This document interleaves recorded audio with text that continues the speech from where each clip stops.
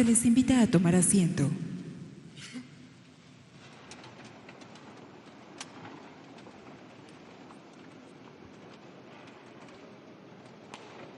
Preside esta ceremonia del tercer informe de gobierno el presidente constitucional de los Estados Unidos mexicanos, licenciado Andrés Manuel López Obrador.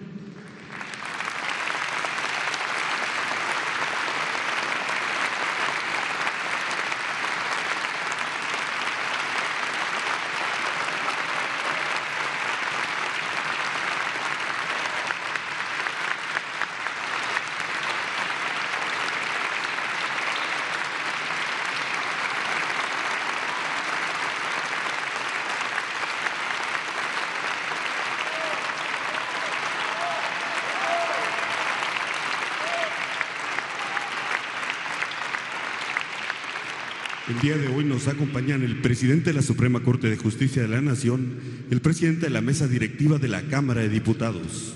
También nos acompañan integrantes del Gabinete Legal y Ampliado del Gobierno de México, Gobernadores de diferentes entidades federativas, representantes de medios de comunicación y público en general. Sean todos bienvenidos.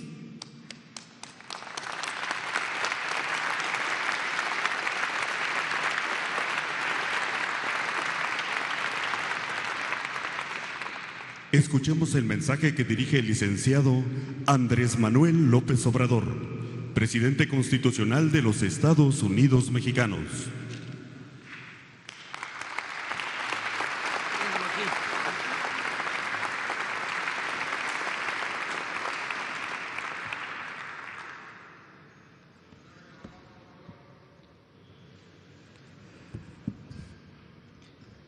No lo voy a leer todo, ¿eh?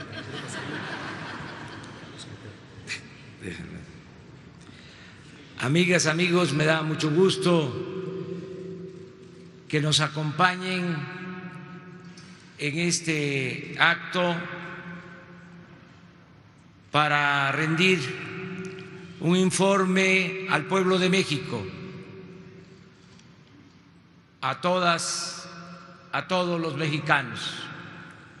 Agradezco la presencia de los representantes del Poder Judicial, del Poder Legislativo, la presencia de los ciudadanos gobernadores, la presencia de servidores públicos, la presencia de empresarios, de dirigentes obreros, campesinos, de representantes de las organizaciones sociales y civiles de nuestro país. Amigas, amigos todos, cuando tomé posesión de la presidencia de la República el 1 de diciembre del año pasado, hace 9 meses, sostuve que asumía el compromiso de convocar a los ciudadanos para emprender juntos la cuarta transformación de la vida pública de México. Este informe nos permite explicar cómo se ha venido ejecutando la política para la transformación y ha empezado a convertirse en realidad, en práctica cotidiana. Ya es un hecho, por ejemplo, la separación del poder económico del poder político. El gobierno actual representa a todos, a ricos y pobres, a creyentes y libres pensadores, así como a todas las mexicanas y mexicanos, al margen de ideologías, orientación sexual, cultura, idioma, lugar de origen, nivel educativo o posición socioeconómica. Ya existe un auténtico Estado de Derecho y queremos convertir en práctica generalizada el ideal de nuestros liberales del siglo XIX que sostenían al margen de la ley nada y por encima de la ley nadie. Por decisión explícita, el Poder Ejecutivo ya no interviene, como era costumbre, en las determinaciones del Poder Legislativo ni del Judicial. Respeta las atribuciones y jurisdicciones de las instancias estatales y municipales. No se entromete en las decisiones de órganos autónomos como la Fiscalía General de la República, el Banco de México, las autoridades electorales y la Comisión Nacional de los Derechos Humanos, y se abstiene de interferir en la vida interna de sindicatos y de partidos políticos. También estamos transitando hacia una verdadera democracia. Se acabará en el sexenio la vergonzosa tradición de fraudes electorales.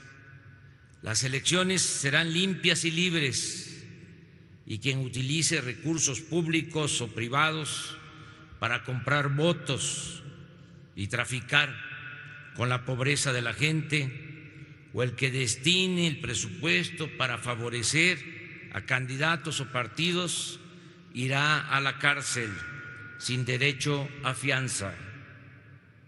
De igual modo, para corregir ineficiencias y malas prácticas y actitudes en el ejercicio gubernamental, consideramos necesario establecer el mecanismo de revocación del mandato como una forma efectiva de control de los mandantes sobre los mandatarios y representantes.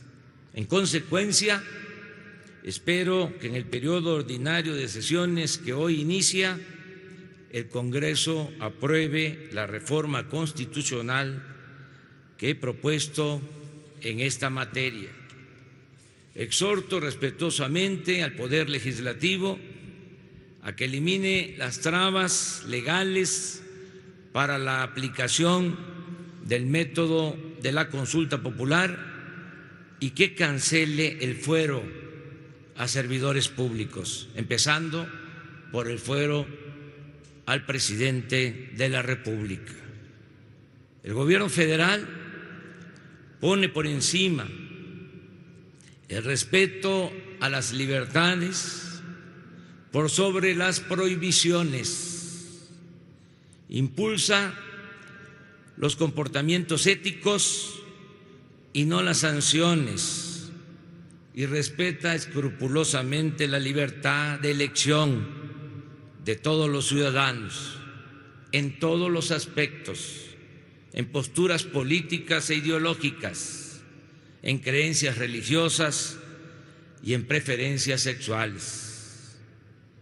El Ejecutivo Federal ofrece cooperación, amistad y respeto para todos los países del mundo y particularmente para las naciones hermanas de América Latina y el Caribe.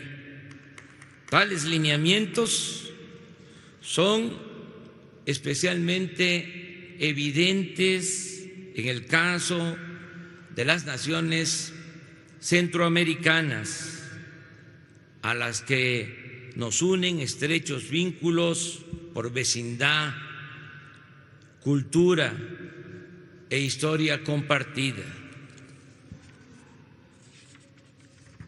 Asimismo, hemos procurado que la relación bilateral con Estados Unidos se conduzca con base en el respeto mutuo, la cooperación para el desarrollo y la solución negociada a problemas comunes, entre los cuales los más significativos son sin duda los fenómenos migratorios de sur a norte, las situaciones adversas que enfrentan millones de mexicanos que viven en el país vecino y las expresiones de la delincuencia transnacional, es decir, el tráfico de personas y el trasiego de armas, drogas ilícitas y divisas.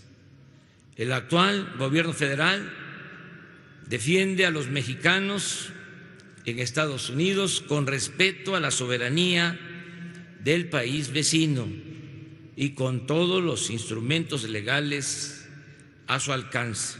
El principal de ellos es la red de consulados que ya operan como defensorías de los migrantes en el marco de las convenciones internacionales y las propias leyes estadounidenses, a fin de prevenir o remediar las violaciones a los derechos de los mexicanos en la nación vecina.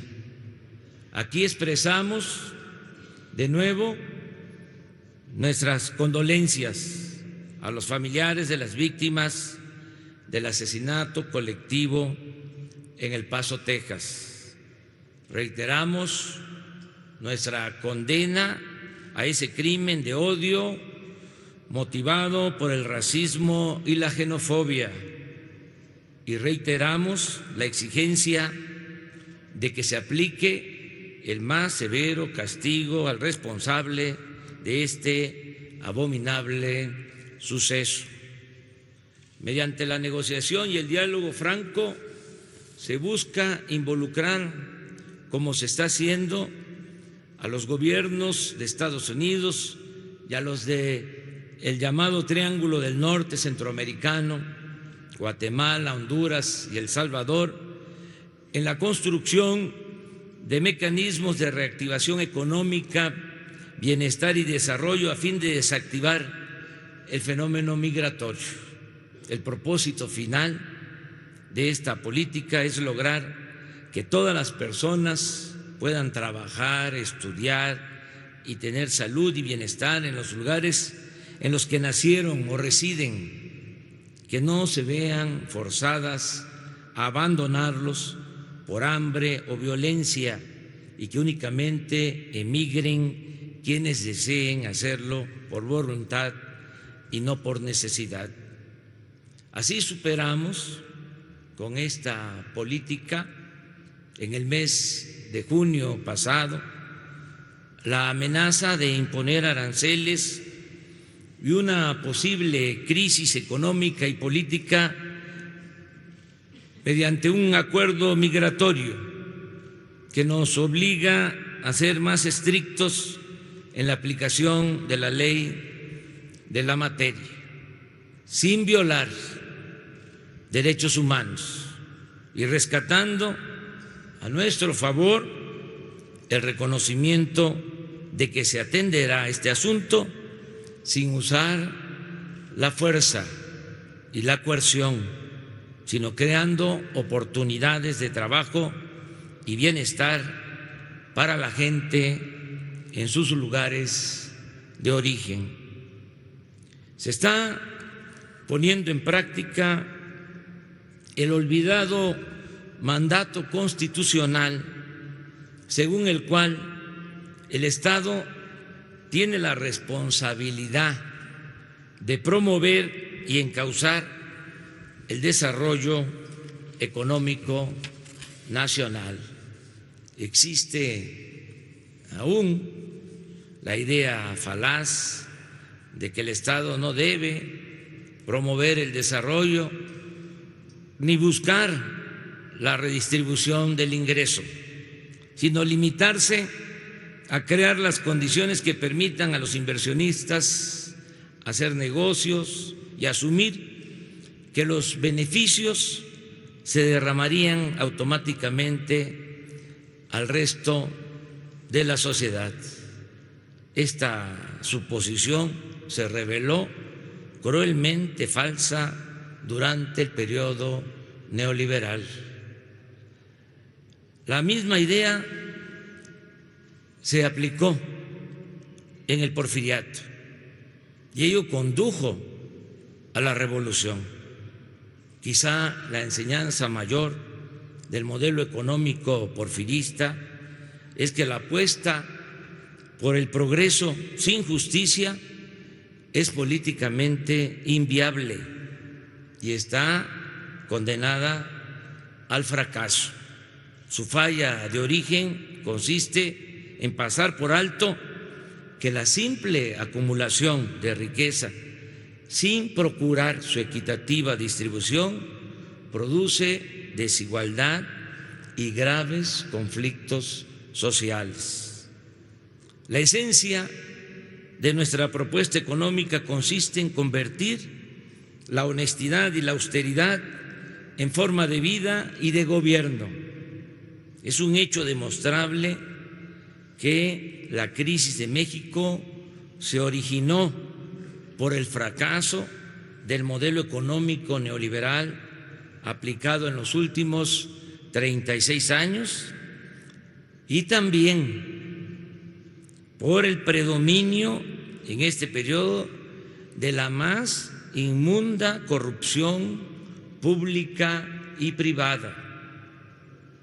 En otras palabras, como lo hemos reiterado durante años, nada ha dañado más a México que la deshonestidad de los gobernantes.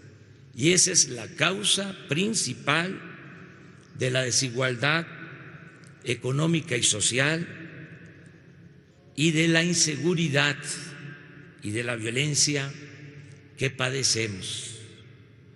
Por eso, si me piden que exprese en una frase cuál es el plan del nuevo gobierno, respondo: acabar con la corrupción y con la impunidad.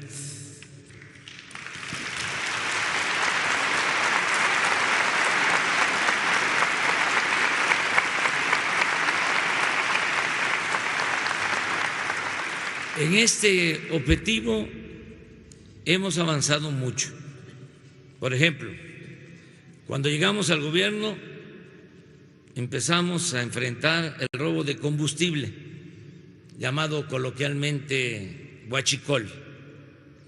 Este ilícito consiste en perforar ductos e instalar tomas clandestinas para extraer grandes cantidades de combustibles.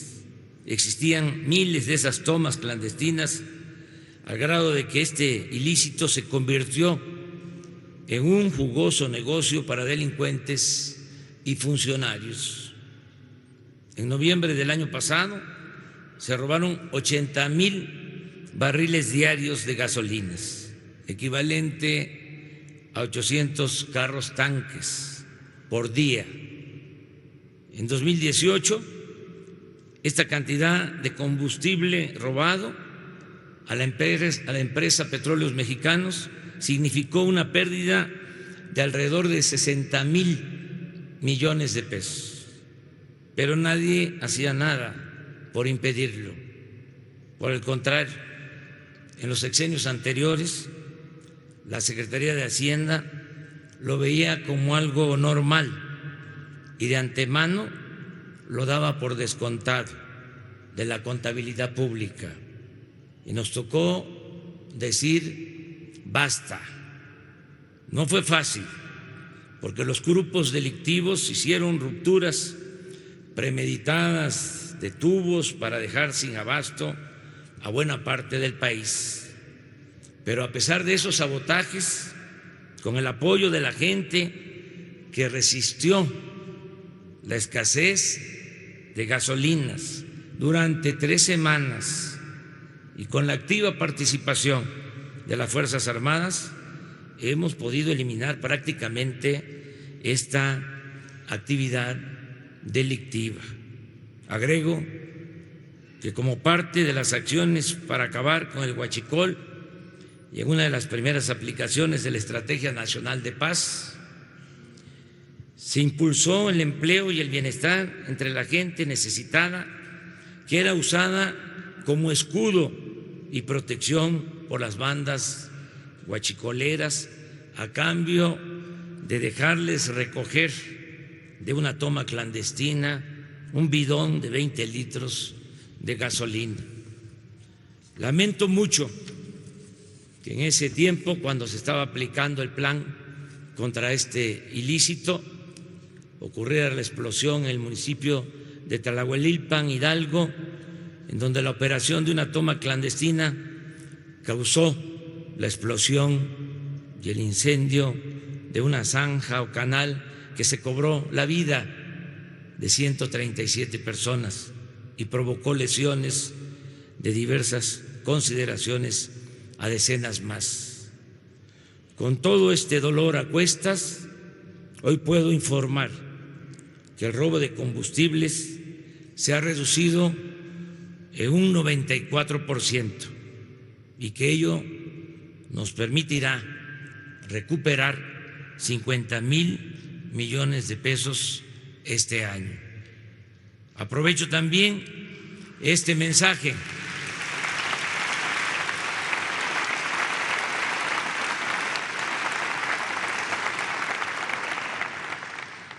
para exponer que mediante decreto presidencial se canceló la condonación de impuestos a grandes corporaciones empresariales y financieras.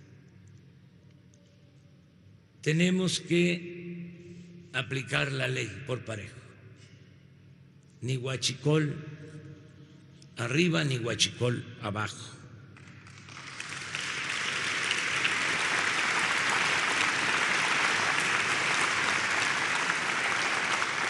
Este ofensivo privilegio de la condonación de los impuestos significaba que grandes empresas y bancos no pagaran impuestos, pues los altos funcionarios de Hacienda, con el visto bueno del presidente, ejercían la facultad discrecional de condonar adeudos. Solo en los 2 últimos sexenios, 108 grandes contribuyentes se beneficiaron con condonaciones por 213,000 millones de pesos.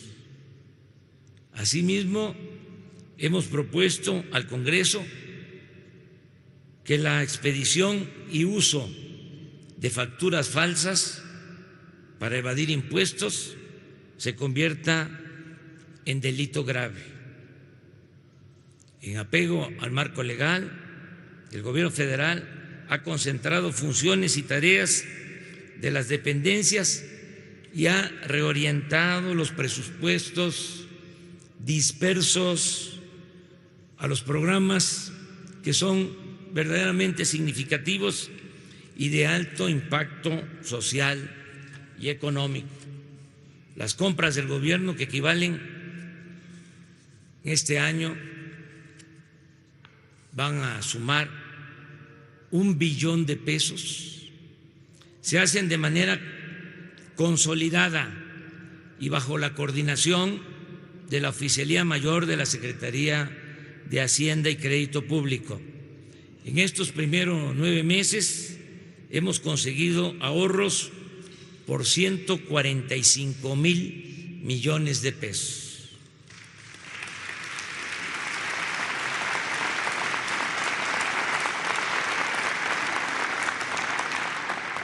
Los lujos, los dispendios y la opulencia que caracterizaban el ejercicio del poder presidencial han llegado a su fin.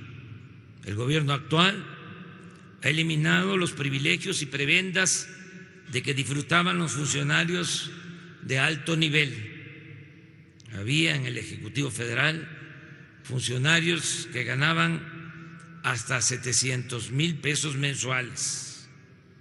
También se puso fin a la contratación generalizada e indiscriminada de personal de confianza, a la asignación abusiva de oficinas, vehículos, mobiliario, equipos de comunicación y viáticos. Por ejemplo, se cerraron 51 representaciones que existían en las principales ciudades del mundo, llamadas ProMéxico, dedicada supuestamente a la promoción del país. Algo hasta ridículo, porque en ninguna parte existen oficinas pro Alemania, pro Canadá, pro Francia, etcétera, etcétera. De igual manera, se cancelaron las pensiones millonarias a los expresidentes. Se eliminó el pago con cargo al erario de seguros para gasto médico, es decir, atención médica privada para los altos funcionarios públicos, que significaba una erogación de 6,000 millones de pesos anuales. Se eliminó también la caja de ahorro especial para altos funcionarios públicos, que financiarla implicaba una erogación de 5,000 millones de pesos al año. Se suprimieron los viajes sin sentido al extranjero y se redujo en 50% el gasto de publicidad del gobierno. Únicamente los titulares de las secretarías de Estado, subsecretarios y funcionarios de nivel equivalente pueden disponer de vehículo y chofer, y solo se asignan escoltas a aquellos funcionarios que por la naturaleza de su trabajo requieren de medidas de seguridad. Al presidente de México lo cuidaba un cuerpo de élite llamado Estado Mayor Presidencial, que contaba con 8,000 elementos, los cuales ganaban más que los soldados, que los marinos, que los policías, y tenían mejores prestaciones. Pues bien, esta institución, mantenida por décadas, desapareció y sus integrantes pasaron a formar parte de la Secretaría de la Defensa. Forman parte, muchos de ellos, de la recién creada Guardia Nacional. Ahora van a cuidar al pueblo. Al presidente lo cuida la gente, y al que lucha por la justicia no tiene nada que temer.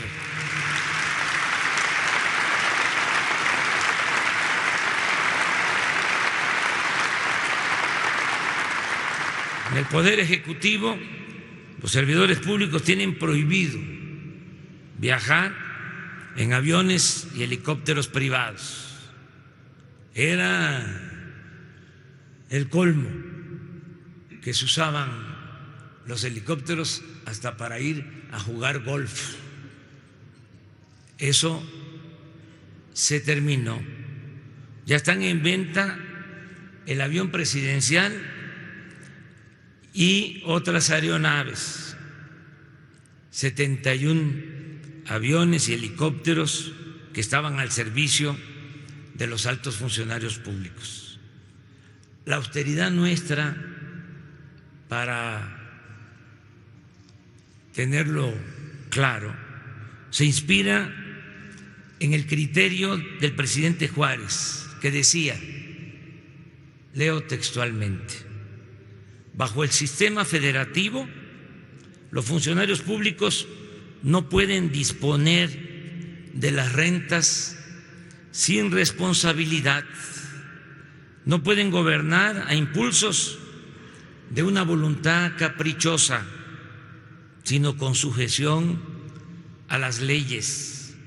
No pueden improvisar fortunas ni entregarse al ocio y a la disipación, sino consagrarse asiduamente al trabajo, resignándose a vivir en la honrosa medianía que proporciona la retribución que la ley haya señalado. Otro elemento básico de nuestra política es hacer a un lado poco a poco, desechar la obsesión tecnocrática de medirlo todo en función del simple crecimiento económico. Nosotros consideramos que lo fundamental no es lo cuantitativo, sino la distribución equitativa del ingreso y de la riqueza. El fin último de un buen gobierno es conseguir la felicidad de la gente. El crecimiento económico y los incrementos en la productividad y la competitividad no tienen sentido como objetivos en sí mismos, sino como medios para lograr un objetivo superior, el bienestar general de la población. Y preciso aún más, el bienestar material y el bienestar del alma. La nueva política productiva que estamos llevando a la práctica consta de 4 acciones fundamentales: fortalecer la economía popular, impulsar proyectos para el desarrollo regional, fomentar la participación de la iniciativa privada y promover la intensificación del comercio exterior y la captación de la inversión extranjera. En cuanto al fortalecimiento de la economía popular, ha sido fundamental considerar como prioridad la recuperación del campo. Promover el desarrollo rural implica mejorar las condiciones de vida de los campesinos y fortalecer las actividades productivas, lo que a su vez forma parte de la solución a los grandes problemas nacionales. Debe considerarse que el campo es mucho más que tierras para la producción agropecuaria y forestal. Abarca un conjunto diverso e interrelacionado de patrimonios territoriales de importancia estratégica actual y potencial para el país. Se trata de tierras, aguas, costas, biodiversidad, recursos genéticos, minerales, conocimientos tradicionales, bellezas naturales, activos históricos y culturales. Son recursos en extremo valiosos si pensamos no solo en lo material. En el campo aún existe una forma de vida sana, llena de valores morales y espirituales. Regresar al campo significa fortalecer una identidad cultural de la más alta calidad humana. De manera puntual explico qué estamos haciendo. Se entregó un apoyo económico para la siembra a 1.500.000 ejidatarios, comuneros y pequeños propietarios. Esto incluye a integrantes de comunidades indígenas y a los cultivadores de caña y de café. Se protege las prácticas arancelarias injustas a productores agropecuarios que se dedican a producir cultivos de exportación de alta densidad económica y comercial. Así lo demuestra la reciente intervención que hizo el gobierno a favor de los exportadores de tomate a los Estados Unidos. Se entregaron 147,000 toneladas de fertilizantes de manera gratuita a 270,000 productores del estado de Guerrero. Estamos procurando aumentar el crédito al sector agropecuario por medio de la Banca Nacional de Desarrollo, pero también a través de la banca comercial con garantías de la hacienda pública. Se estableció el programa de precios de garantía para comprar alimentos básicos a los pequeños productores en almacenes y centros de acopio de Diconsa y Liconsa del nuevo Sistema de Seguridad Alimentaria Mexicana, Segalmex. Este año se fijó un precio justo de compra al maíz, el frijol, el arroz, el trigo, harinero y a la leche. Esto significa un aumento de 35% en las percepciones de 2 millones de pequeños y medianos productores. Se está invirtiendo en la construcción y terminación de obras de infraestructura agrícola.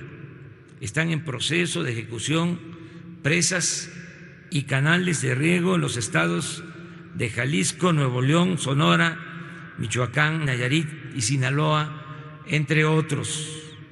El programa de crédito ganadero a la palabra beneficia a 6.500 productores. Ya inició la siembra de 1 millón de hectáreas de árboles maderables y frutales en el sureste. La importancia de esta acción transformadora es verdaderamente fundamental. Con ella se han creado 230,000 empleos permanentes en el curso de este año. Se ha logrado arraigar a los campesinos jóvenes a la tierra, con lo que se atempera el fenómeno migratorio.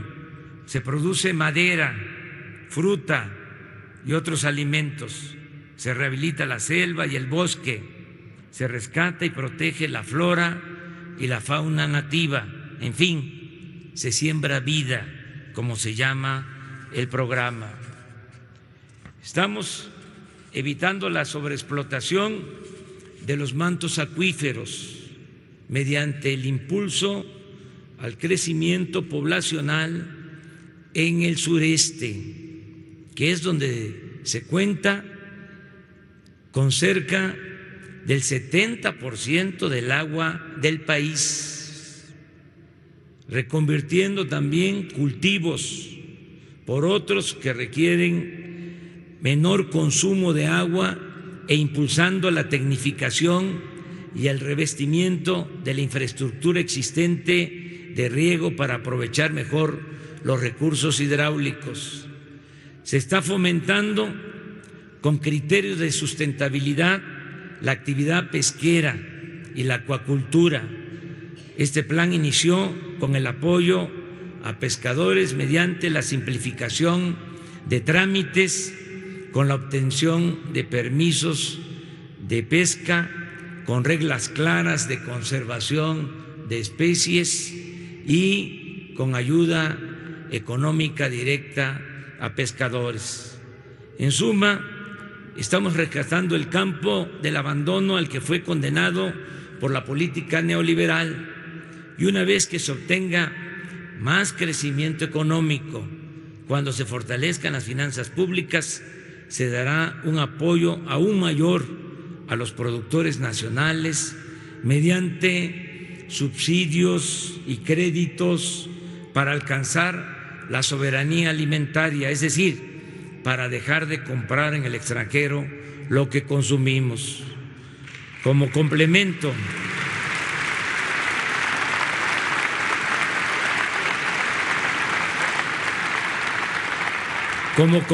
al fortalecimiento de la economía popular, estamos entregando créditos a la palabra con el programa Tandas para el Bienestar.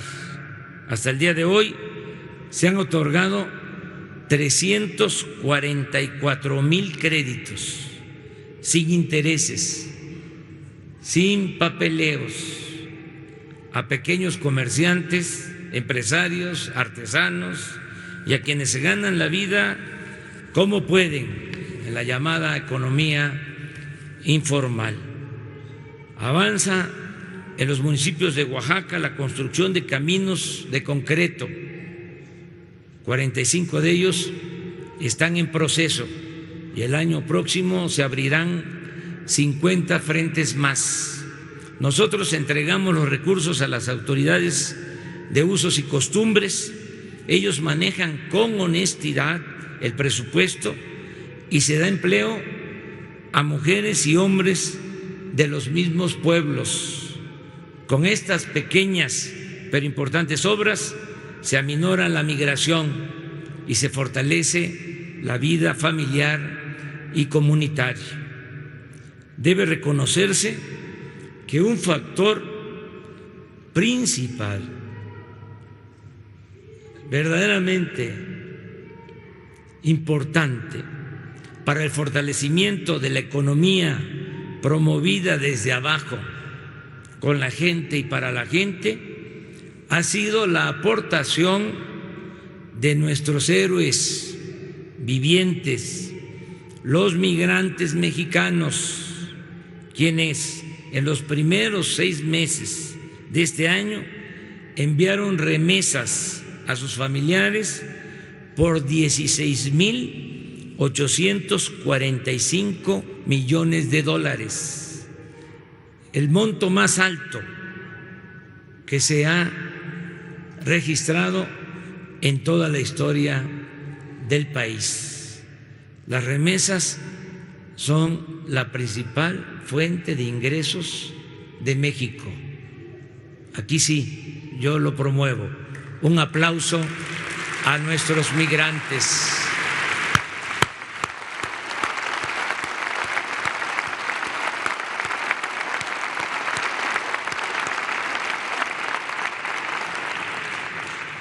En cuanto a proyectos impulsados por el Estado para el desarrollo regional, expongo aquí que con estricto apego a criterios de sustentabilidad hemos iniciado los estudios de ingeniería básica del Tren Maya, que estarán terminados el 13 de diciembre de este año para llevar a cabo la licitación de la construcción de esta importante obra que beneficiará a los estados de Quintana Roo, Yucatán, Campeche, Tabasco y Chiapas.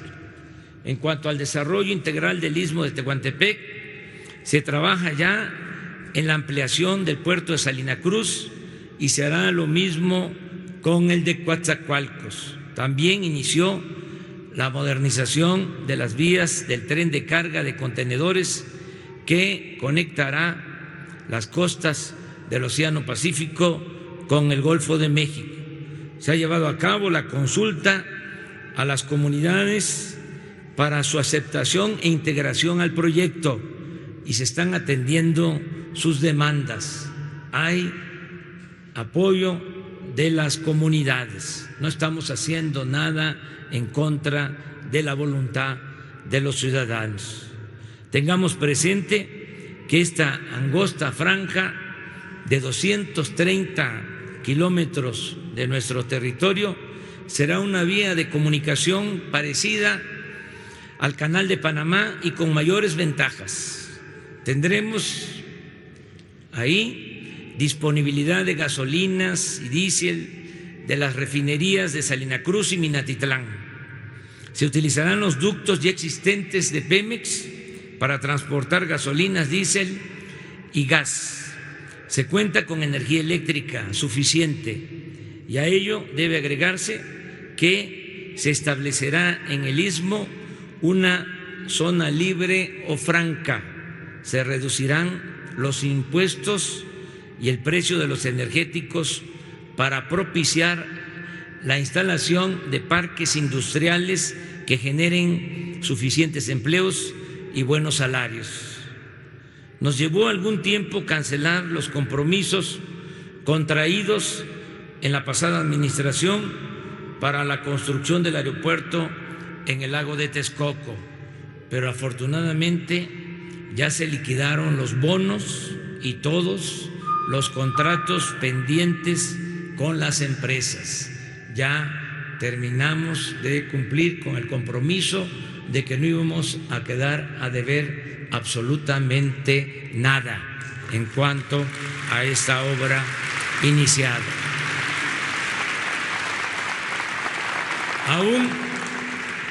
Con el costo que implicó abandonar este proyecto, estoy convencido de que fue la mejor decisión y menciono algunas razones.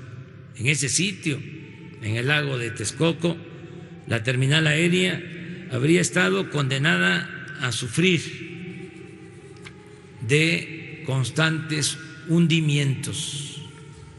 Se evitó la destrucción del lago Nabor Carrillo, asiento de aves migratorias. Vamos a resolver la saturación del actual aeropuerto en 3 años, que será menos tiempo que el que nos habría tomado concluir la obra de Texcoco. Va a ser una solución de largo plazo, de mejor calidad, sin corrupción y con un ahorro de más de 100,000 millones de pesos para el pueblo de México. Con este propósito, estamos avanzando en la creación del sistema aeroportuario de la Ciudad de México, que incluye la rehabilitación del actual aeropuerto Benito Juárez. Ya iniciamos con estas obras de rehabilitación del actual aeropuerto. También se va a utilizar a plenitud el aeropuerto de Toluca, que estamos en un proceso de negociación para que pase a formar parte de manera mayoritaria del gobierno federal, y al mismo tiempo se va a construir el nuevo aeropuerto general Felipe Ángeles en lo que es hoy la base aérea de Santa Lucía.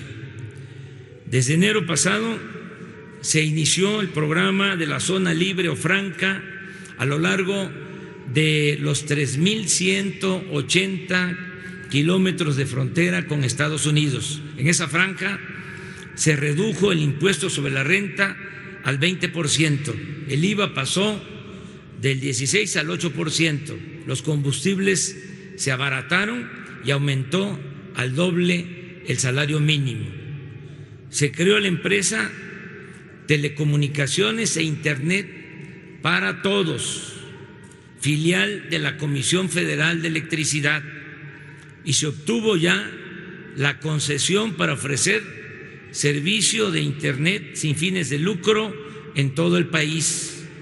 El mes próximo comenzarán los trabajos para comunicar por este medio a 13,500 centros integradores de servicios y a 166,000 comunidades y pueblos marginados del país. Es un orgullo también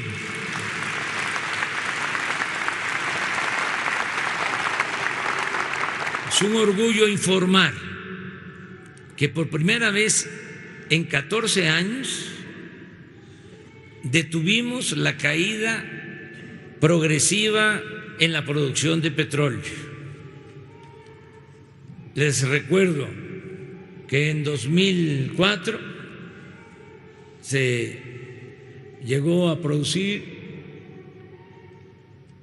3,400,000 barriles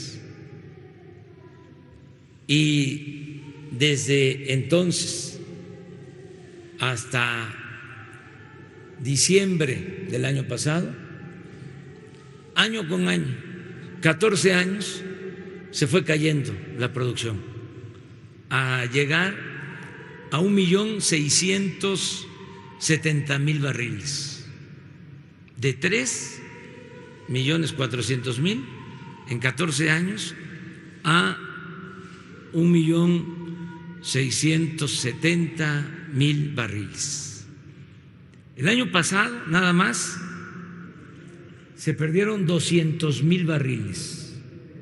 Se cayó la producción de 1,900,000, en términos generales, a 1,700,000 barriles diarios. Por eso es un orgullo poder decir que en 9 meses que llevamos en el gobierno no hemos perdido producción. Por el contrario, se mantuvo, se estabilizó la producción de petróleo y en diciembre contaremos con 50,000 barriles diarios adicionales y va a empezar la recuperación en la producción petrolera nacional. Esto es un avance importante. También se están rehabilitando las 6 refinerías del país y en lo que va del presente año la producción en estas plantas aumentó del 32 al 42% de su capacidad. Asimismo, ya se licitó y se otorgaron los contratos a las empresas que han comenzado a construir la nueva refinería de Dos Bocas, Paraíso, Tabasco. En materia de obras públicas estamos dando prioridad a la conservación de infraestructura y a la terminación de obras en proceso. La inversión para la construcción y el mejoramiento de carreteras y caminos rurales es de 42,500 millones de pesos. En este momento, 20,000 millones de pesos del monto total, 20,000 millones se están destinando a la conservación de la red de carreteras del país, algo que no había sucedido. Concluyó también la construcción del túnel emisor Oriente, que tomó terminarlo más de 10 años y significó una inversión total de 32,189 millones de pesos. Con esta obra se evitarán inundaciones en una buena parte del Valle de México. También se terminará este año el tren ligero de Guadalajara y se continúa construyendo el tren Toluca-Ciudad de México. La participación de la iniciativa privada en el desarrollo de México es necesaria, indispensable, y es una realidad. Informo que la Comisión Federal de Electricidad llegó a un acuerdo con las empresas nacionales y extranjeras que construyeron ductos para el transporte de gas. Luego de largas y pacientes negociaciones, se acordó reconocer los contratos suscritos por la pasada administración, pero se redujo la tarifa y se obtuvo un ahorro de 4,500 millones de dólares para la Comisión Federal de Electricidad. Se logró de esta manera evitar los procesos legales que estaban por iniciar en tribunales internacionales. Las empresas aceptaron el principio de que el interés nacional debe estar por encima del interés particular, por legítimo que éste sea. Somos servidores públicos, somos profesionales, comerciantes, empresarios, pero por encima de todo somos mexicanos.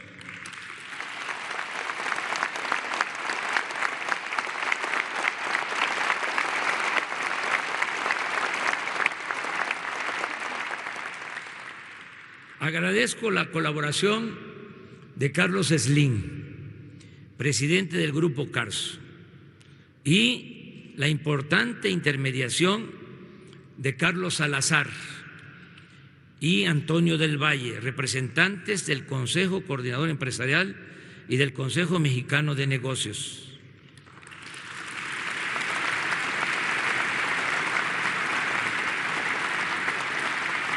Asimismo, destaco la postura firme y al mismo tiempo propositiva de Manuel Bartlett.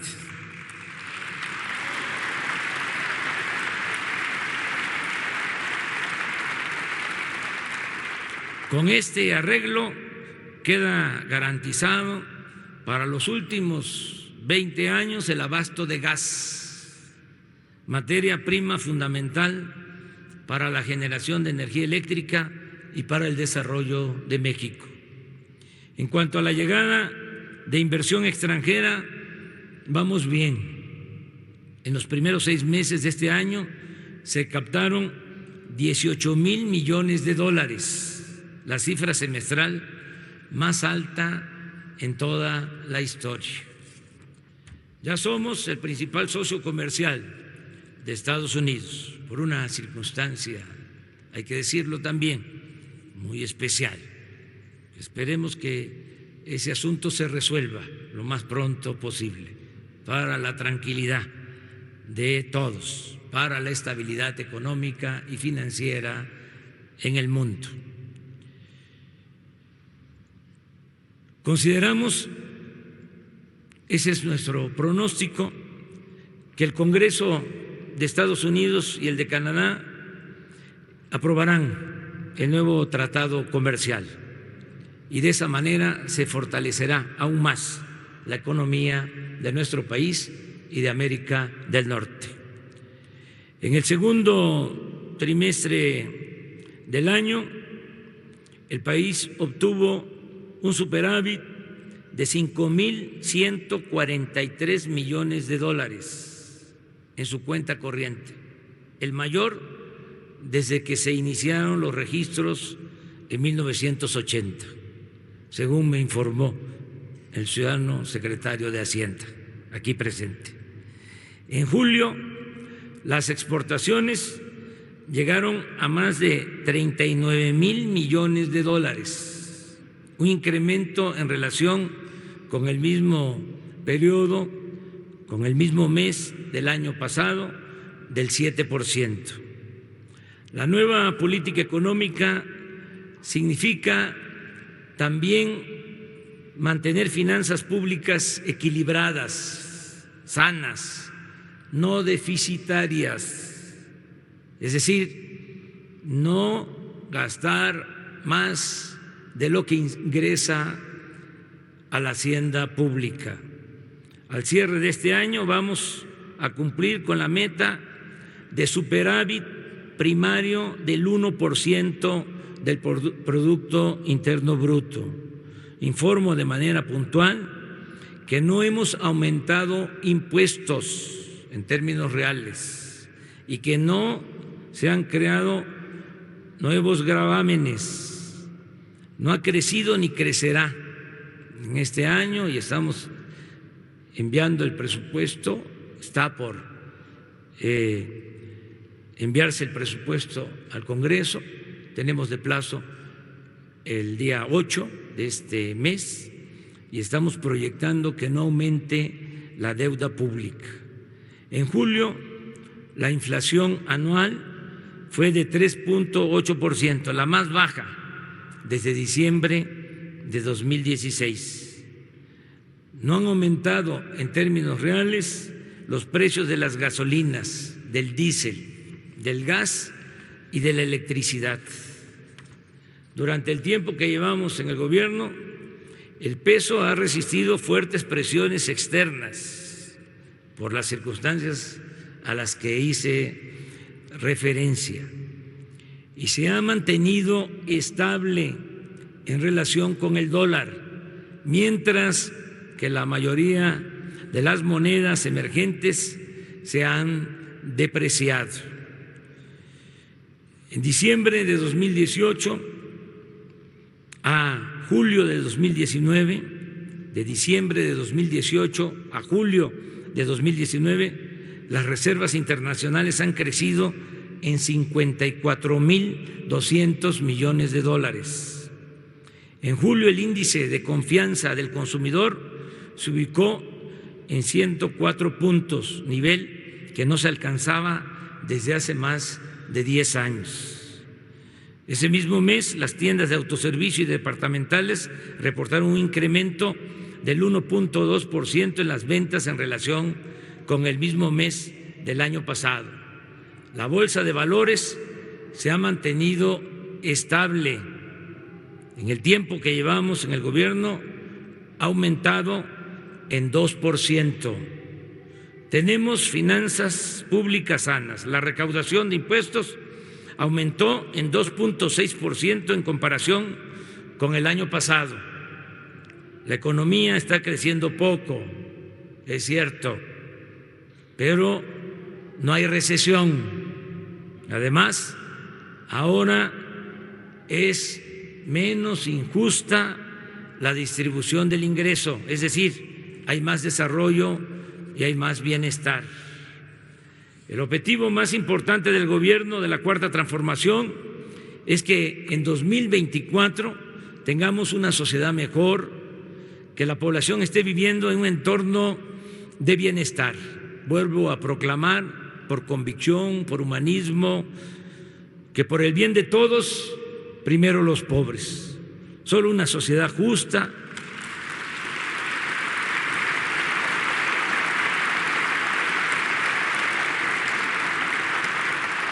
solo con una sociedad justa lograremos el renacimiento de México. El país no será viable si persisten la pobreza y la desigualdad. Es un imperativo ético, pero no solo eso. Sin justicia no hay garantías de seguridad, de tranquilidad ni de paz social.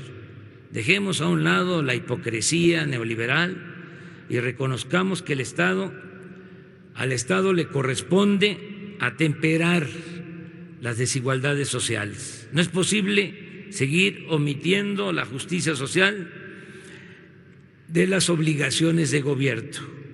No es jugar limpio utilizar al Estado para defender intereses particulares y procurar desvanecerlo cuando se trata del beneficio de las mayorías. No es ético ni lícito defender la facultad del Estado para rescatar instituciones financieras en quiebra y considerarlo una carga cuando se trata de promover el bienestar de los más pobres, de los desfavorecidos.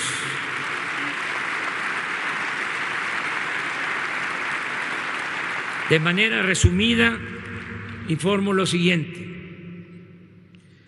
En los primeros 7 meses de este año, según el IMSS, se han creado más de 300,000 nuevos empleos, sin considerar los generados por los programas Sembrando Vida, Jóvenes Construyendo el Futuro, la construcción de caminos de mano de obra y otros que en conjunto superan el 1,000,000 de empleos adicionales. El programa de Jóvenes Construyendo el Futuro es una realidad.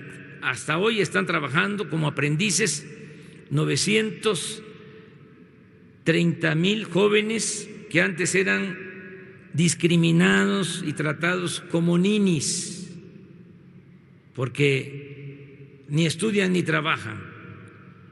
Así lo siguen describiendo algunos, hasta hace poco, hasta la fecha, de manera despectiva.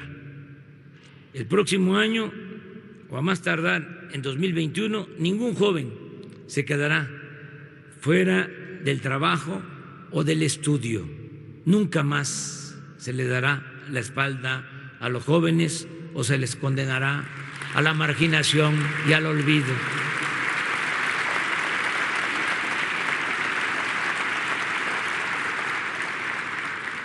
El salario mínimo aumentó este año en 16%, como nunca en 36 años de neoliberalismo.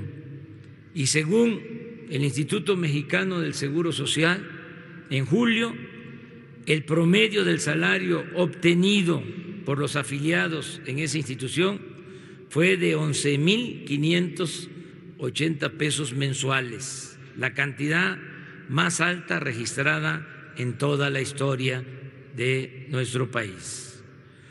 8 millones de adultos mayores, el 94% del total, han recibido su pensión de 2,550 pesos bimestrales, el doble de lo que obtenían antes. Y ahora este apoyo es universal, es decir, se convirtió en un derecho de todos. 790,000 personas con discapacidad reciben también una pensión de 2.550 pesos bimestrales. Este programa beneficia en especial a las niñas y niños pobres del país. Pronto llegaremos a 1 millón de beneficiarios. 223,000 niñas y niños de lo que eran las estancias infantiles reciben su beca de manera directa, sin intermediarios, de 1.600 pesos bimestrales. 6.200.000 estudiantes de preescolar, primaria y secundaria de familias pobres están recibiendo becas de 1.600 pesos bimestrales. Se otorgan becas a todos los estudiantes de nivel medio superior del país, de escuelas públicas. Hasta el día de hoy han recibido este beneficio 3.500.000 estudiantes. También reciben becas de 2.400 pesos mensuales 300,000 estudiantes universitarios de familias pobres. En total, están recibiendo becas en todos los niveles escolares 10.090.000 estudiantes, lo que significa una inversión en el año de 60,000 millones de pesos, algo nunca visto en la historia de México.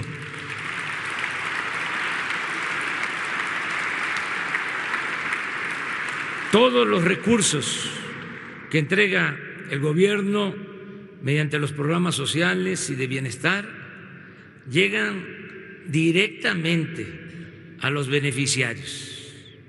Así se evitan la intermediación, el clientelismo, el famoso mochi y la corrupción.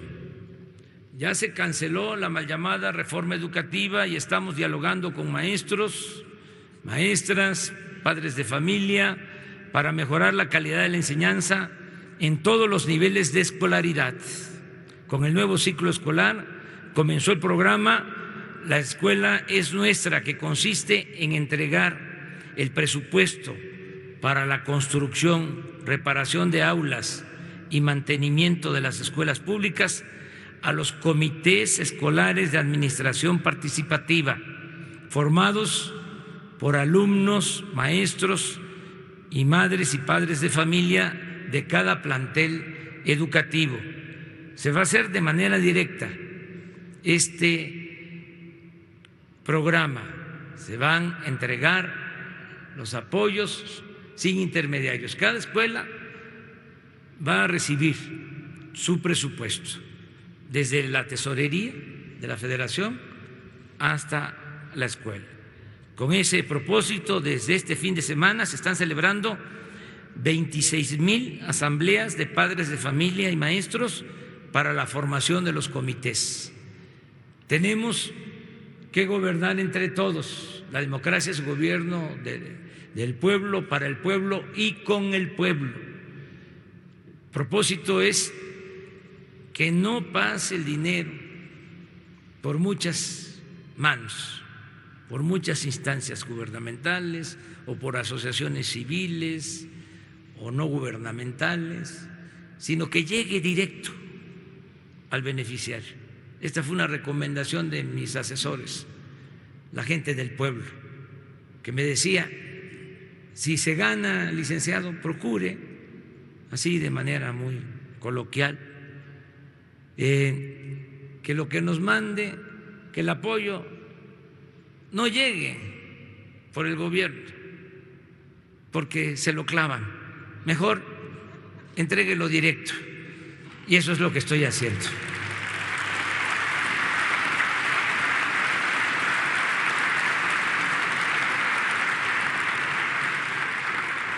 Ya se abrieron 100 universidades públicas y gratuitas del sistema educativo Benito Juárez en regiones pobres y marginadas del país, donde estudian hoy 39,170 jóvenes y trabajan 815 maestros y maestras. Está funcionando la estrategia para el rescate de la memoria histórica. También la estrategia para el fomento a la lectura, y el Fondo de Cultura Económica ha editado 23 libros de grandes escritores con un tiraje de 40,000 por cada libro, llegando a un total de 920,000 ejemplares. Dichos libros se venden a precios accesibles, que van de 9 pesos a 20 pesos. Asimismo, se reimprimieron 8,500,000 ejemplares de la cartilla moral escrita por Alfonso Reyes, porque no solo de pan vive el hombre, necesitamos fortalecer valores culturales, morales, espirituales, bienestar material y bienestar del alma. El CONACYT incorporó con becas de posgrado a 9,000 estudiantes adicionales a los que ya recibían becas. Se creó el Instituto Nacional de Salud para el Bienestar a fin de reemplazar al llamado Seguro Popular. Se garantizará lo más pronto posible el derecho a la salud a toda la población, con prioridad para quienes no tienen seguridad social. El Instituto Nacional de Salud para el Bienestar está empezando a resolver 4 demandas básicas: que haya abasto de todos los medicamentos, hasta en las comunidades médicas y centros de salud ubicados en las comunidades más apartadas del país. Hemos comentado sobre esto, que si los refrescos y los alimentos, no los voy a calificar, se distribuyen en todo el territorio nacional, es injustificable que no ocurra otro tanto con las medicinas. Tenemos que tener un buen mecanismo de distribución de medicamentos, abasto y distribución de medicamentos. Otras tareas pendientes son la asignación de los médicos, enfermeras y paramédicos en toda la población, rehabilitar y ampliar la infraestructura de salud, incluido el mejoramiento de equipos médicos y la basificación de más de 80,000 trabajadores de la salud que han sido contratados como eventuales y por honorarios. Esto lo vamos a hacer poco a poco, paulatinamente, pero es un compromiso. Durante este sexenio van a quedar basificados todos los trabajadores de la salud. El sector salud tendrá un incremento de 40,000 millones de pesos para financiar las acciones destinadas a mejorar la atención médica y a garantizar la gratuidad en los medicamentos. La delegación de atletas que nos representó en los Juegos Panamericanos 2019 en Lima, Perú, celebrados del 26 de julio al 11 de agosto, logró 136 medallas, 37 de oro, 36 de plata y 63 de bronce.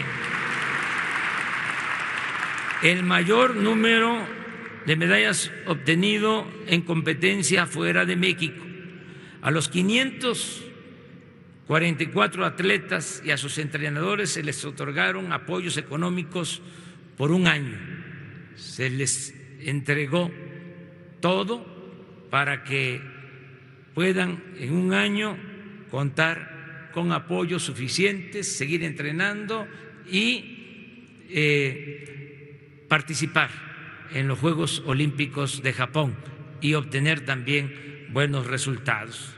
Lo mismo haremos con los deportistas de la delegación que también está en Perú, de los parapanamericanos, que hasta hoy los paralímpicos han conseguido, hoy termina esta competencia, consiguieron 55 medallas de oro, récord histórico.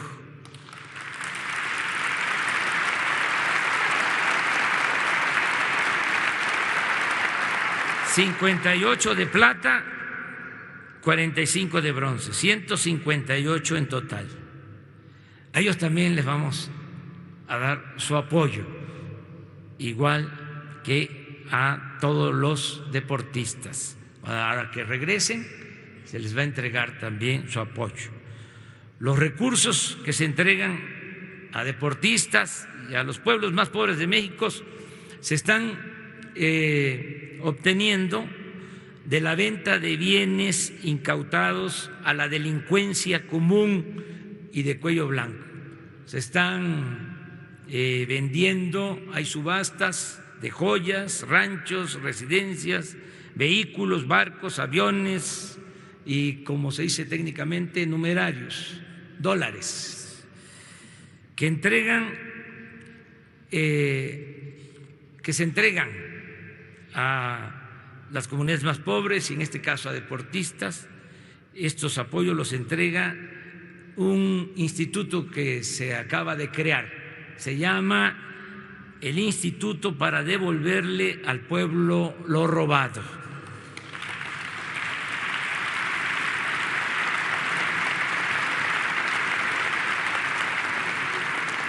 Muchas gracias también a los empresarios que están participando en estas subastas.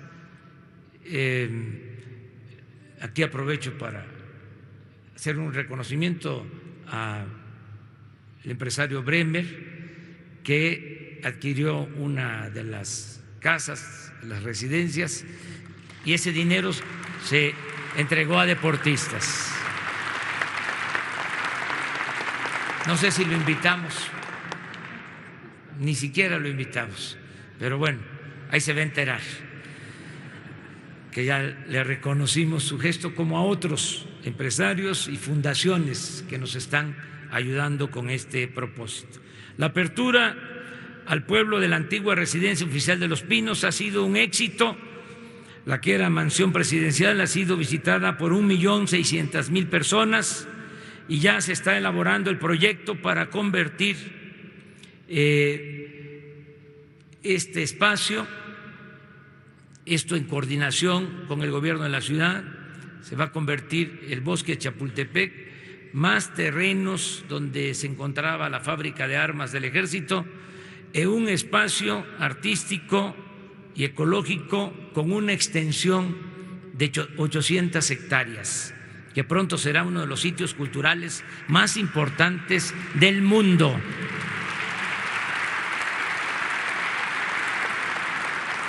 Las Islas Marías dejaron de ser prisión y está en marcha el proyecto de convertirlas en un centro de educación ambiental. Esto corresponde a la Secretaría de Medio Ambiente y nuestro agradecimiento por la custodia que hacen de las islas para que no sean saqueadas, para que se conserven sus especies. Muchas gracias a la Secretaría de Marina por el apoyo y la custodia, la protección de las islas de México. Se creó el Instituto Nacional de los Pueblos Indígenas. Los programas de bienestar ya están llegando. Lo explico de esta manera. De cada 10 hogares de México, en 5 están llegando apoyos, a la mitad en general, hasta ahora. Pero en comunidades indígenas, de cada 10 hogares, están llegando apoyos a 9 hogares. Y antes de que termine este año, va a ser a todos los hogares de las comunidades indígenas de México. El programa de mejoramiento urbano en colonias populares de ciudades fronterizas y de centros turísticos se ha llevado a cabo y se ha apoyado a 7.600 familias con viviendas y están iniciados los trabajos de introducción de agua, drenaje, pavimento, escrituración y otros servicios en colonias populares de 14 ciudades del país. En cuanto al programa de atención a damnificados por los sismos, informo que se han otorgado apoyos para vivienda a 10,800 familias. Están en proceso de reconstrucción escuelas y centros de salud y se avanza también en la restauración de iglesias, templos y otros espacios que forman parte del patrimonio histórico nacional. Por su parte, Infonavit ha reestructurado 49,500 créditos en beneficio de trabajadores que pagaban y sus deudas crecían en vez de bajar. Además de este programa, que será permanente, se acordó que quienes hayan pagado el 90% de su crédito, se les condonará el resto y podrán recibir sus escrituras. Asimismo, hemos hecho el compromiso de que nadie será desalojado de su departamento o vivienda. Se aprobó la creación del Banco de Bienestar, que tendrá sucursales hasta en las comunidades más apartadas del país. El Ejecutivo Federal ha emprendido un cambio de paradigma en materia de seguridad nacional y de seguridad pública. Entre 2006 y 2018, los gobernantes pretendieron resolver la inseguridad y la violencia delictiva mediante acciones de fuerza militar y policial. El resultado fue catastrófico y esa estrategia dejó un saldo pavoroso de muertos, desaparecidos, lesionados y una crisis de derechos humanos, una descomposición institucional sin precedentes y un gravísimo daño al tejido social. Todavía padecemos de inseguridad y de violencia. Considero que por la mala estrategia que se aplicó desde el principio, con la convicción de que la violencia engendra más violencia y tomando en cuenta el justificado reclamo ciudadano por la inseguridad, el actual gobierno decidió cambiar las medidas de guerra por una política integral de justicia, paz y seguridad ciudadana. Entre las acciones principales para conseguir la paz destaca el hecho de que se están creando, como lo he venido diciendo y lo repito, mejores condiciones de vida y de trabajo para atender las causas que originan la violencia. Es decir, lo principal es que haya empleos, buenos salarios, bienestar y se garantice a los jóvenes el derecho a la educación y al trabajo. En todo ello estamos actuando, pero también nos ocupamos de auspiciar la regeneración ética de las instituciones y de la sociedad. También informo que ya se tiene un mando único, coordinado en materia de seguridad pública. El Gabinete de Seguridad es encabezado por el presidente de la República. Sesiona diariamente de lunes a viernes de 6 a 7 de la mañana aquí en Palacio Nacional. Y en el Gabinete de Seguridad, que sesiona todos los días aquí en Palacio, participan los secretarios de Seguridad, de Gobernación, de Marina y de Defensa, y se convoca con regularidad a otros servidores públicos. Este modelo a la vez se replica a escala estatal y regional, con la participación de representantes del gobierno federal y de los ejecutivos estatales. Aquí aprovecho para agradecer la coordinación, el gran apoyo de los gobernadores de todos los estados de la República.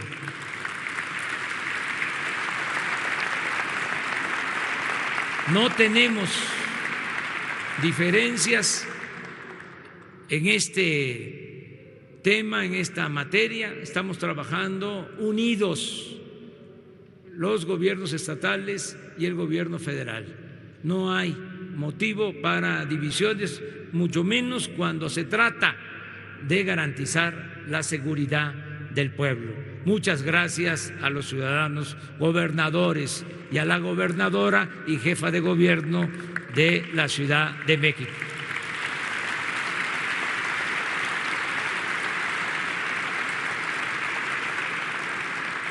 Hasta ahora, porque ya se creó la Guardia Nacional, se han desplegado 58.600 elementos de esta nueva institución que actúan en 150 coordinaciones territoriales del país, aunque la meta es llegar a 140.000 elementos en 266 coordinaciones en todas las regiones de México. Añado que la nueva estrategia en materia de seguridad pública ha consistido también en no tolerar la tortura ni ninguna otra violación a los derechos humanos. Estamos dedicando tiempo y recursos a la búsqueda de desaparecidos por la violencia. No descansaremos. Estamos trabajando todos los días, haciendo todo lo que humanamente es posible hasta saber el paradero de los jóvenes de Ayotzinapa. Se busca también y se está dando protección, se está brindando protección a periodistas amenazados, a defensores de derechos humanos. Tienen protección especial 337 periodistas y 639 defensores de derechos humanos. También han sido puestos en libertad 45 presos políticos. Ya iniciaron los estudios y preparativos para rescatar los restos de los 63 mineros que desde 2006 no han podido ser recuperados en la mina de Pasta de Conchos, Coahuila. Ya se han reunido expertos de México y del extranjero y se ha diagnosticado, y esto es muy favorable, que es posible realizar con éxito esta acción humanitaria. Pronto vamos a empezar ya los trabajos para el rescate de los cuerpos de los mineros. Ni el Ejército ni la Marina se han utilizado ni se utilizarán para reprimir al pueblo. Se terminó la guerra de exterminio contra la llamada delincuencia organizada. Ya no se permiten redadas, racias, ni masacres, ni se permite la desaparición de personas. El Estado ha dejado de ser el principal violador de los derechos humanos.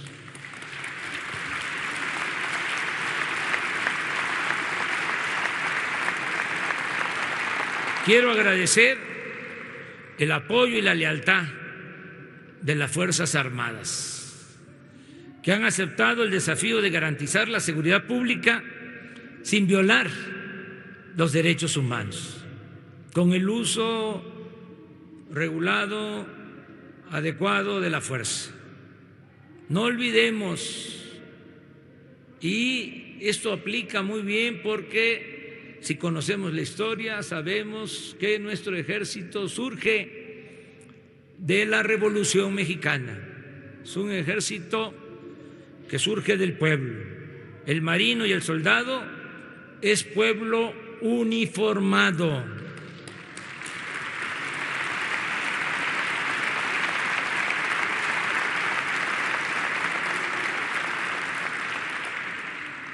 ¿Qué son los soldados? ¿Qué son los marinos? Es el pueblo cuidando al pueblo. Eso es, el pueblo cuidando al pueblo. Eso es la Guardia Nacional. Termino diciendo que aunque todavía tenemos que trabajar mucho, porque no son buenos los resultados en cuanto a la disminución de la incidencia delictiva, en el país y que está atendiéndose el problema, pero constituye nuestro principal desafío. Pero yo soy un hombre de desafíos, de retos, y soy perseverante. Y por eso puedo decir que estoy seguro que vamos a lograr serenar al país, se va a pacificar México. Eso es un compromiso.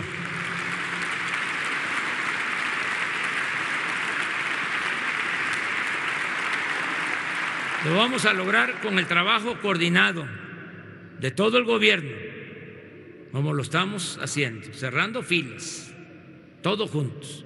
Vamos a lograr también con algo que es muy importante, no permitiendo el contubernio de la delincuencia con la autoridad.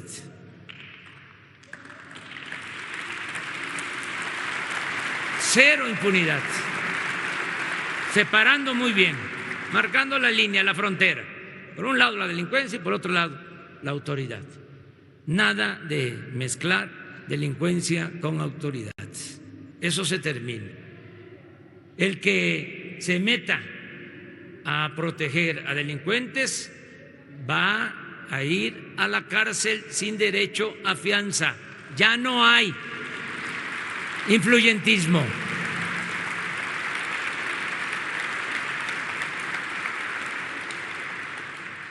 Vamos a conseguir que haya tranquilidad y paz con honestidad y sobre todo con acciones guiadas por el principio de que la paz es fruto de la justicia. Ya estoy terminando. Yo traté de hacer una síntesis, pero es complicado. Pero ya estoy por terminar. Amigas y amigos, mexicanas y mexicanos, es mucho lo alcanzado en pos de los ideales de honestidad, justicia, legalidad y democracia. Con lo conseguido en apenas 9 meses bastaría para demostrar que no estamos viviendo un mero cambio de gobierno, sino un cambio de régimen, y que esto no ha sido ni será más de lo mismo. Por el contrario, está en marcha una auténtica regeneración de la vida pública de México. Confieso que hemos contado con suerte. Maquiavelo decía que la política es virtud y fortuna, suerte. En este tiempo han soplado buenos vientos y estamos llevando a la práctica una transformación profunda, con poca confrontación y sin violencia política. No dejan de existir ni queremos que desaparezcan las protestas legítimas de los ciudadanos, ni los reclamos de nuestros adversarios. Los conservadores que se oponen a cualquier cambio verdadero y están nerviosos o incluso fuera de quicio. Sin embargo, no han podido constituir, y esto lo celebramos, y toco madera, para que no se pueda crear un grupo o una facción con la fuerza de los reaccionarios de otros tiempos. Además lo digo con respeto, no quiero que se entienda como un acto de prepotencia o una burla, es lo que estoy percibiendo. Están moralmente derrotados.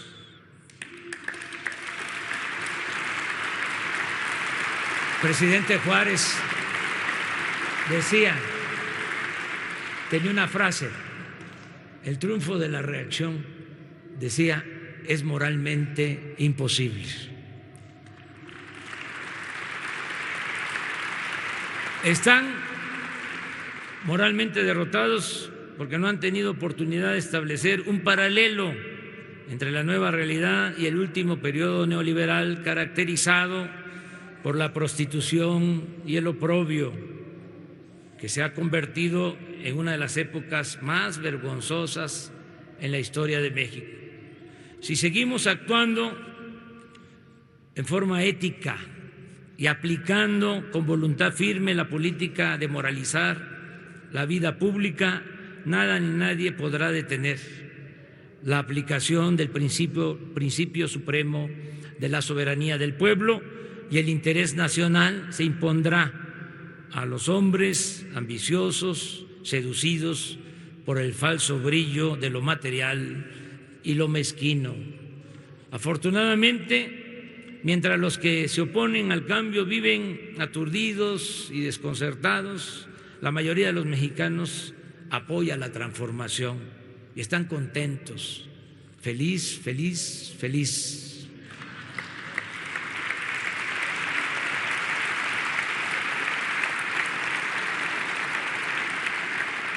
Los empresarios están cooperando con mayor compromiso social,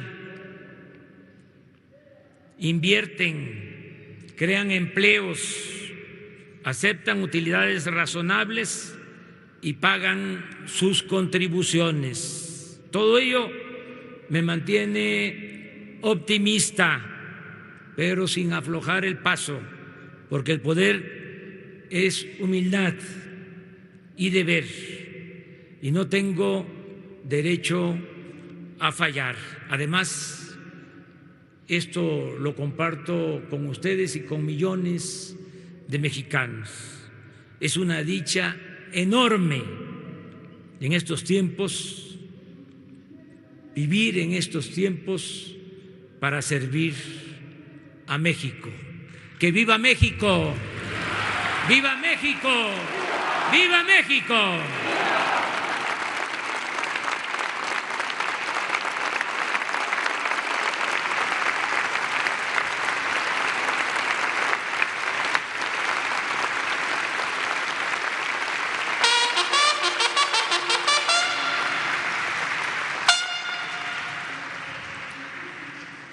Se les invita a permanecer de pie para entonar nuestro himno nacional.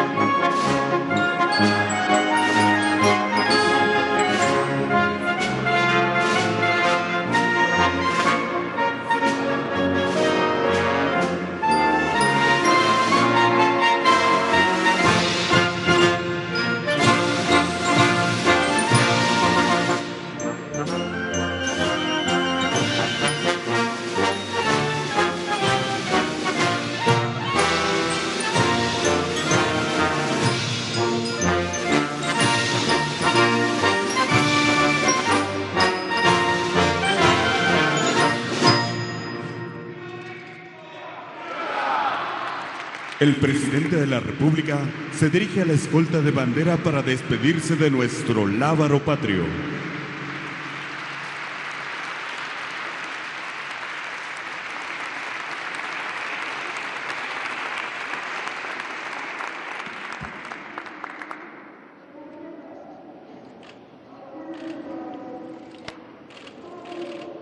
Se agradece la asistencia del presidente de la República, así como de los funcionarios e invitados que lo acompañaron. Que tengan todos un excelente día.